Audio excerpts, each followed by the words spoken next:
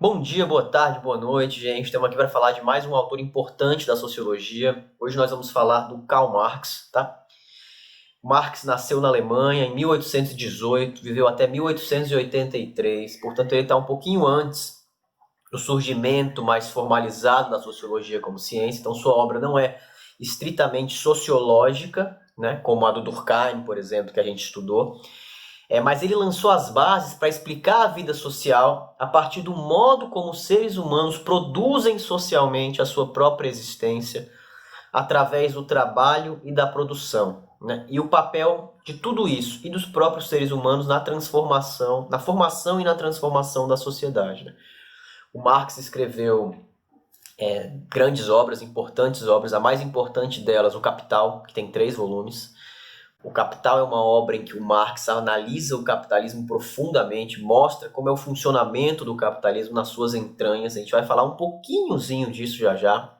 Mas o Marx escreveu junto com Engels, por exemplo, o Manifesto do Partido Comunista, escreveu vários livros políticos que analisam a conjuntura dos momentos em que ele vivia, escreveu livros filosóficos. O Marx tem muitas obras, né? As principais preocupações do Marx, em linhas muito gerais, são compreender o capitalismo e a sociedade capitalista, entender as tendências do capitalismo para transformar a sociedade, para mostrar que o capitalismo ele caminha para a sua própria superação, né? Então produzir um outro tipo de sociedade a partir da compreensão mais profunda do que é o capitalismo e de quais são suas tendências principais, né? O Marx analisa a sociedade a partir de algo que ele chama de materialismo histórico dialético. O que é isso em linhas muito gerais, né? O materialismo histórico é a percepção de que a vida, nossa vida, a vida dos seres humanos, ela é baseada, ela é estruturada a partir das nossas condições materiais de existência. Portanto, a forma como nós produzimos as coisas e a forma como nós fazemos elas circularem, a forma como nós nos relacionamos com as coisas produzidas, tudo isso é a materialidade da sociedade. A forma como essa materialidade se organiza historicamente determina, em boa medida, em enorme medida, como nós nos comportamos, como nós vivemos, as escolhas que nós fazemos e etc. O Marx diz que os seres humanos fazem a história, mas não fazem nas condições que eles querem. Eles fazem em condições já encontradas, em condições pré-estabelecidas, construídas historicamente. E esse materialismo histórico é dialético, porque para o Marx a dialética serve para entender a contradição que cada coisa carrega em si. Então, cada coisa carrega em si a sua própria negação. E entender essa contradição interna de cada coisa é importante para entender as tendências dessa coisa, no que ela pode se transformar, como ela pode ser superada. Então, o Marx analisa a sociedade do ponto de vista do materialismo histórico dialético. Essa é a forma de ver o mundo do Marx, né? Para ele, há 2 grandes classes que são mais importantes no capitalismo. Essas 2 grandes classes são a burguesia, né, e o proletariado. Existem outras, campesinato, setores de classe média, pequena burguesia, etc. Mas essas são as classes fundamentais no capitalismo. A burguesia é aquele setor da sociedade que detém os meios de produção e emprega a classe trabalhadora. O que são os meios de produção? Os meios de produção são os territórios, os terrenos em que se produzem as coisas, são os galpões, o lugar concretamente que se produz as coisas, são as ferramentas, as máquinas que permitem a produção das coisas, das mercadorias, né? E a burguesia, por ter essas coisas, por ter os meios de produção, ela é capaz de contratar mão de obra. Uma burguesia é capaz de construir o processo de produção das mercadorias empregando mão de obra para que essas ferramentas, essas máquinas e esse lugar se transformem em um lugar de produção de mercadoria. Por outro lado, os trabalhadores são aquele setor da sociedade que só tem a vender no mercado a sua própria força, o seu próprio corpo. Então os trabalhadores são obrigados no capitalismo a venderem o seu trabalho em troca de um salário para poderem sobreviver. Então os trabalhadores vendem o seu corpo, a sua força de trabalho, para a burguesia, que é quem detém os meios de produção, as ferramentas, etc. Os trabalhadores, por definição, não detêm os meios de produção. Eles não têm as máquinas, eles não têm as ferramentas, eles não podem por eles próprios produzir as coisas. Eles só têm a força de trabalho deles para vender. E é isso que eles fazem. E aí é interessante isso, que é uma diferença importante do Marx, por exemplo, para o Durkheim. o conflito de interesses entre trabalhadores e burguesia, e entre as classes em geral, o conflito de interesses na sociedade capitalista, para o Marx, é comum, é normal. É uma sociedade em que os setores têm interesses antagônicos, contraditórios, por isso vai haver conflito. E não só é normal, não é encarado como uma doença, por exemplo, da sociedade, como o Durkheim encarava, não só é normal, como é positivo, porque é desse conflito que vem o progresso. É da luta de classes que vem o progresso. Então, essa é a percepção muito geral, né, do Marx sobre a sociedade capitalista. A burguesia, então, detém os meios de produção, detém a organização da produção, portanto, a burguesia é muito mais poderosa economicamente, ela também se organiza para ser poderosa politicamente e o Estado é construído para atender no limite aos interesses da burguesia. Portanto, o Estado está aí para proteger a propriedade privada dos meios de produção, para garantir que os trabalhadores não avancem em muitas reivindicações, porque se eles assim o fizerem, todo o sistema vai ser subvertido e os lucros da burguesia vão diminuir. Então, o Estado é todo organizado para isso. E a relação entre essas duas classes fundamentais é uma relação de exploração. A burguesia explora o proletariado. Mas como a burguesia faz essa exploração do proletariado? E aqui começa uma viagem para dentro do pensamento de Marx, que vai ser uma viagem rápida para a gente, uma viagem curta, mas que vai permitir vocês terem a dimensão do quão interessante é a produção teórica e as reflexões do Marx para pensar o capitalismo. E a partir delas, para pensar não só as contradições, os problemas do capitalismo, mas eventuais formas de transformar esse sistema ou de, como Marx queria, superá-lo em direção a outro sistema. Se vocês olharem aqui em volta, no meu cenário aqui, que é a minha casa, né, e se vocês olharem em volta do cenário de vocês, onde vocês estão, nas casas de vocês, nas salas de aula de vocês, onde vocês estiverem, vocês vão ver muitas coisas. Todas essas coisas, 99% delas, eu garanto, que são mercadorias. Porque no capitalismo, tudo ou praticamente tudo se torna mercadoria. Então, para explicar o capitalismo, o Marx parte justamente da mercadoria. É daí que ele parte para explicar o sistema, né? Para explicar, por exemplo, como a burguesia explora o proletariado, o Marx parte da mercadoria. A mercadoria, para o Marx, tem sempre um duplo valor, duas formas de valor diferentes. Primeiro, a mercadoria serve para alguma coisa. Toda mercadoria serve para algo. A cadeira que eu estou sentado aqui, por exemplo, serve para sentar. Isso tem a ver com a qualidade das mercadorias, com suas funções, né? Com do que elas são feitas. Por outro lado, toda mercadoria tem também um valor de troca. Toda mercadoria tem um preço, que é definido de acordo com esse valor de troca. Essa cadeira, por exemplo, pode ter custado R$50, R$100. Isso tem a ver com a relação dessa cadeira com outras mercadorias, né? O valor de troca, ele iguala todas as mercadorias, não importa mais para que elas servem, elas entram todas na mesma categoria, mercadoria, e aí ele compara essas mercadorias em termos de valor, né? Então a cadeira serve para sentar, esse é o seu valor de uso, mas ela serve também para ser trocada no mercado, ela pode ser vendida, trocada por dinheiro, trocada por outras mercadorias, e esse é o seu valor de troca. Se eu pego, por exemplo, esse e-book aqui, esse leitor de e-book, ele tem um valor de uso, ele serve para ler e-books, né? Ele tem também um valor de troca, ele pode servir para ser trocado por outras coisas. No caso, quem me vendeu esse e-book trocou ele por dinheiro. E com esse dinheiro pôde adquirir outras mercadorias, né? Então todas as mercadorias têm um valor de uso, sua qualidade, seu uso, e um valor de troca, o valor que relaciona as mercadorias. Mas como é medido esse valor de troca? Veja, o valor de troca não pode ser medido pela qualidade das mercadorias. Por quê? Porque como é que eu vou definir o que vale mais? Um e-book ou uma cadeira? Ora, depende muito. Se eu não sei ler, provavelmente um e-book vale menos do que uma cadeira. O que vale mais, um copo de água ou uma Ferrari?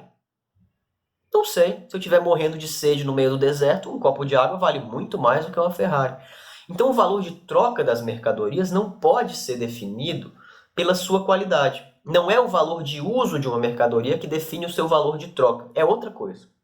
E o Marx diz que o valor de troca é medido, portanto, o valor das mercadorias é medido pelo trabalho que é embutido na construção, na feitura dessas mercadorias. Então vejam, uma coisa vale mais quanto mais trabalho houver embutido nela. Então pensem o seguinte, se eu tenho uma cadeira muito simples de madeira, o que tem de embutido ali naquela cadeira? O trabalho gasto para ir buscar a madeira, para cortar a madeira, para montar a cadeira, para levar a cadeira até o lugar que ela está. Se eu tenho, por outro lado, um leitor de e-book, o que tem embutido aí? Tem o trabalho embutido em buscar cada um dos inúmeros materiais para gerar esse negocinho que lê os e-books. Tem o valor de toda a tecnologia desenvolvida ao longo de décadas para gerar esse negócio. Tem o valor da montagem, tem o valor da bateria, e aí tem muito trabalho embutido. Muito trabalho embutido. Então, por isso que o valor de troca de um leitor de e-book é maior do que o valor de troca de uma cadeira simples de madeira. Então, uma coisa vale mais quanto mais trabalho existe embutido dentro dessa coisa. Mas espera aí, como medir então o trabalho? A quantidade de trabalho que tem empregada ou a qualidade do trabalho que tem empregada? De novo, o que vale mais? Um trabalho de carpintaria para fazer a cadeira ou um trabalho tecnológico para montar o leitor de e-book? Isso é impossível de dizer. De novo, a gente não vai comparar os trabalhos na sua qualidade. Se a gente fizer isso, a gente não consegue comparar. Então há uma abstração.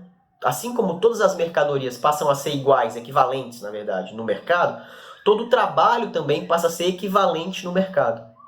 Então o que você conta para calcular o valor das coisas não é a qualidade do trabalho, a dificuldade do trabalho.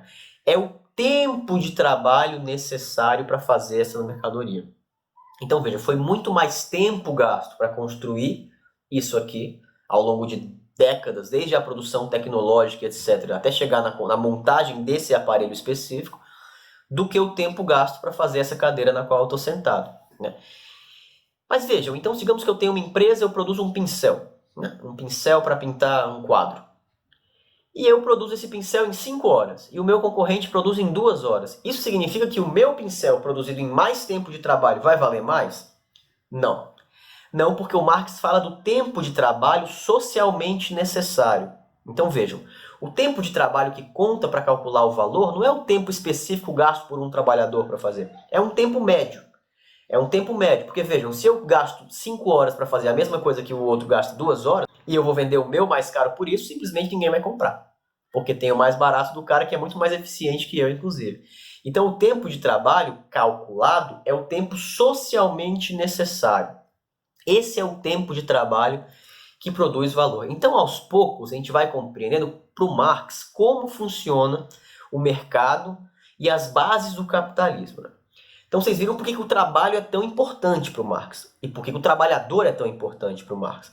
O trabalho é a única forma de criar valor nas mercadorias. O trabalho é a única forma de criar valor na sociedade, por isso os trabalhadores são fundamentais. Mas vejam, a troca entre as mercadorias, o escambo, as várias formas de troca também surgem em outras sociedades. Elas existem em vários tipos de sistema social que não são o capitalismo. O que será que caracteriza o capitalismo, então? Será que é o dinheiro? Dinheiro é a marca maior do capitalismo? Não, o dinheiro também existe em outras formas de sociedade. Vejam, é muito complicado. Imaginem um mundo aí há 3.000 anos. Você é um vaqueiro, na verdade você é um criador de vacas e você tem 100 vacas e você quer trocar uma dessas vacas por galinhas. Não sei quanto vale uma vaca nem galinhas. E você calcula ali que uma vaca vale 80 galinhas. Imaginem se eu tenho 40 galinhas só, como é que eu faço minha troca? Eu troco por meia vaca? Eu peço para o cara cortar a vaca no meio? Matar a vaca? Não. Então o que se faz para facilitar essas trocas, sobretudo em grandes quantidades? Você faz um equivalente geral. Pode ser sal, pode ser ouro, pode ser pedra, pode ser o que for. Esse equivalente geral que facilita as trocas, ou seja, ao invés de eu dar 400 galinhas para o cara se eu quiser X vacas, eu dou um pouco de sal, que equivale a essas 400 galinhas, esse cara vai pegar vai me dar a vaca, ele vai pegar o sal que eu dei para ele e vai comprar outras coisas que ele quiser. Podem ser as galinhas, podem ser outras coisas.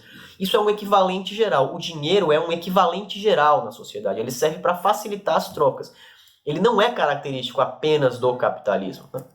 O dinheiro, ele é um meio. Veja, você tem uma mercadoria, Você usa o dinheiro como meio para chegar a outra mercadoria.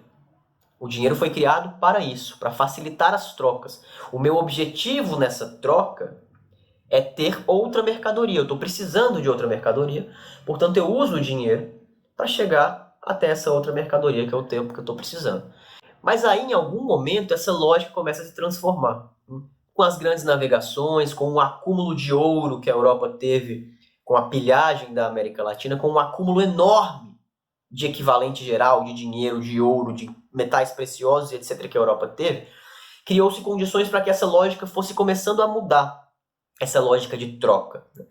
E aí alguns começaram a acumular muito, muito, muito e conseguiram com esse acúmulo investir e de alguma forma produzir mais dinheiro. Então vejam, o que antes era mercadoria, dinheiro como meio para conseguir outra mercadoria, passou a ser dinheiro. Eu tenho um monte de dinheiro, com esse dinheiro eu construo mercadorias e troco essas mercadorias por mais dinheiro.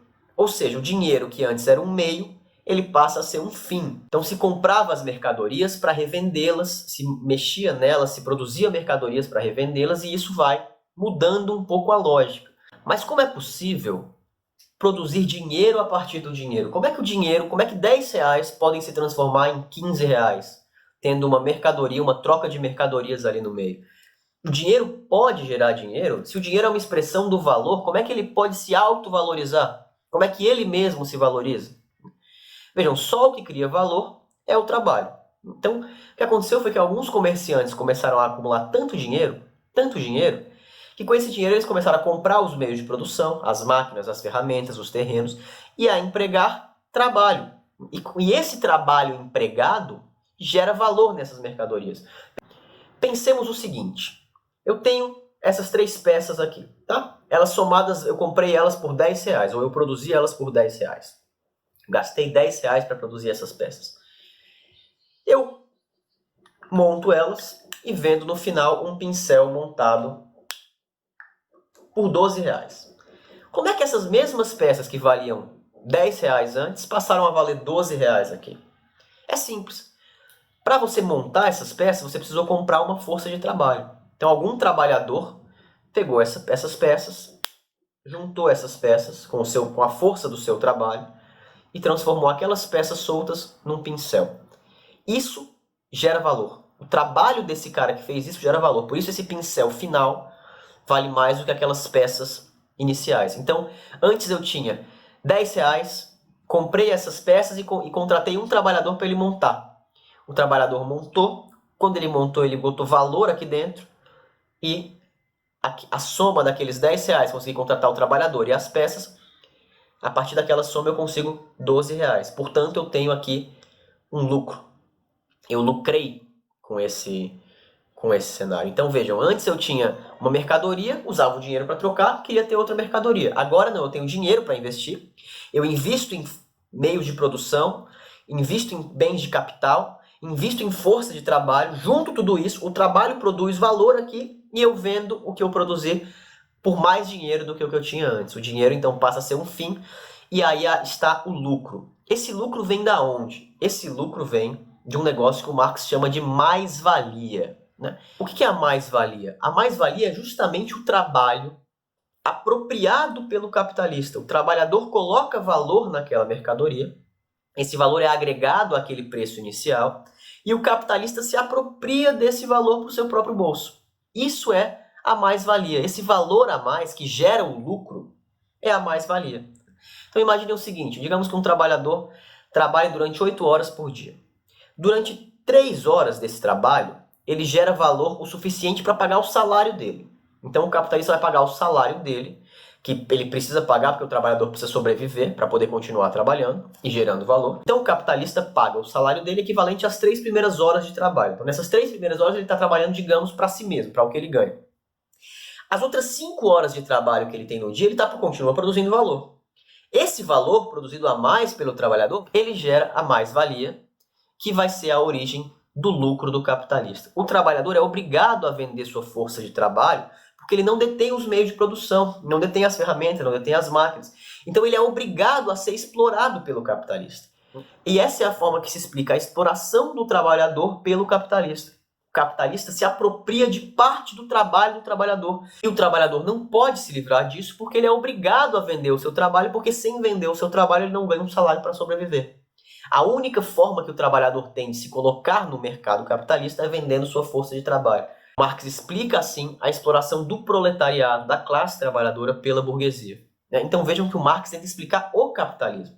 E aí o Marx diz que esse sistema capitalista produz suas próprias contradições, porque os trabalhadores são maioria, porque só os trabalhadores produzem valor, e porque o capitalismo vai desenvolvendo a sociedade, vai desenvolvendo materialmente a sociedade, tecnologicamente a sociedade, criando condições para a sua própria superação. As forças produtivas, que são a combinação do trabalho humano com os meios de produção, né, com as ferramentas, com as máquinas, com os terrenos, elas entram em contradição. O desenvolvimento dessas forças produtivas, a forma como elas se desenvolvem, o que elas produzem, as condições que elas criam, vão entrando em contradição com as relações de produção, que são as formas como os seres humanos se relacionam com a produção das coisas, no caso do capitalismo através do trabalho assalariado, e se relacionam com a distribuição das coisas. Então o desenvolvimento das forças produtivas vai entrando em contradição com as relações de produção, porque o desenvolvimento das forças produtivas no capitalismo vai gerando condições materiais para uma vida diferente, em que ninguém precise ser explorado para ter um conforto material. Então o Marx mostra por dentro como se dá a exploração e aponta uma tendência. O capitalismo deve produzir, a partir das suas próprias contradições, o sistema que vai superar o próprio capitalismo, que para o Marx é o comunismo. Então, para o Marx, o comunismo é uma associação livre de trabalhadores que produzem sem propriedade privada dos meios de produção. Não existe propriedade privada dos meios de produção, portanto, não existe trabalho assalariado. Os trabalhadores se associam livremente, produzem, trocam de acordo com suas necessidades, né? E se autogestionam, não precisa de Estado nem nada. O socialismo seria uma transição para esse regime comunista. No socialismo, há o Estado ainda, o Estado se apropria da propriedade dos meios de produção, então torna essa propriedade estatal e coletiva aos poucos e vai fazendo uma transição para o comunismo. Mas o que o Marx está mais preocupado é em mostrar o funcionamento do capitalismo e as contradições desse sistema e como essas contradições produzem condições para um outro sistema. Então talvez essa seja a principal contribuição do Marx, mostrar como se dá concretamente a exploração do trabalho humano por outros seres humanos, como isso gera um sistema que se desenvolve profundamente e como o desenvolvimento desse próprio sistema, que é o capitalismo, tende a levar à sua própria destruição. Então, para o Marx, a tendência é organizar a luta dos trabalhadores para superar o capitalismo é garantir, portanto, que as contradições geradas no próprio capitalismo e o desenvolvimento delas produzam outro sistema sociopolítico, né, que supere o capitalismo e que seja uma outra coisa, porque o Marx diz não é mais necessário que haja exploração do ser humano pelo ser humano. A gente poderia discutir, por exemplo, como o capital se relaciona com a natureza, que são desenvolvimentos, o Marx já faz um pouco disso, mas há desenvolvimentos posteriores do marxismo nisso. A gente podia discutir o que é o marxismo pensando a política, por exemplo, mas isso são temas para outros vídeos, para outras aulas. O fundamental aqui é entender a principal contribuição do Marx para a teoria sociológica. E a principal contribuição do Marx para a teoria sociológica é o modo de ver o mundo, o materialismo histórico dialético, o que implica esse modo, que é observar muito bem como é que se relacionam os seres humanos no que diz respeito à produção das coisas ao longo da história e, sobretudo, como isso se materializa no capitalismo, gerando a exploração de um grupo de seres humanos a partir de outro grupo de seres humanos e como, sobretudo, isso pode ser superado a partir das próprias tendências do capitalismo, criam-se as condições para a superação desse sistema. Beleza? Espero que tenha sido útil para vocês. Fico aberto aqui para tirar as dúvidas. Tamo junto.